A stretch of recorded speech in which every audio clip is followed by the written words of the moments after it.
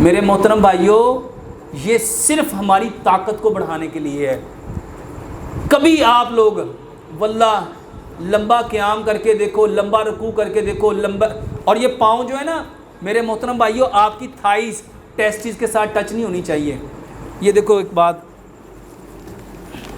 हम लोग ये जो खड़े होते हैं ना नमाज में, ये नमाज में जो खड़े होना था, ये ऐसे खड़े होना है कि ये थाई आपकी टेस्टिस के साथ टच। आप ज़रा खड़े होइएगा, आप पाँव खोलिएगा अपने। ये देखिए, एक भाई और खड़ा होइएगा, इधर आइएगा, ये थोड़ी सी पीछे करो यार, भाई साहब आप आइएगा, पूरे हाथ में ये पकड़िएगा ज़रा। ये देखो मेरे भाइयों, अगर मैं इसको अपने सीने से ज़्यादा खोलूँगा ना तो ये कभी भी मिल सकता, ये मिल सकता। मुझे इसको जब तक मैं अपने सीने के मुताबिक नहीं खोलूँगा, और ये भाई अपने सीने के मुताबिक नहीं खोलेगा, ये कभी कंधे से कंधा मिल सकता। अब इनको देखो, अब हम में एक फ़र्क है, क्या करेंगे, ये अपना पाँव थोड़ा सा अगर मैं अपने जिस्म के मुताबिक इसको खोलूँगा और ये अपने जिस्म के मुताबिक खोलेंगे, अपने जिस्म के मुताबिक खोलें।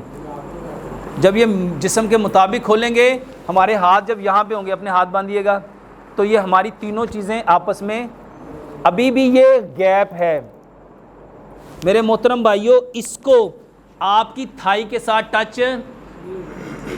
यकीन जाने आप अपने पाँव का ये जो खोलना है, ये जो फासला है मेरे मोहतरम भाइयों, अपने सीने के मुताबिक करो, नाप के करो।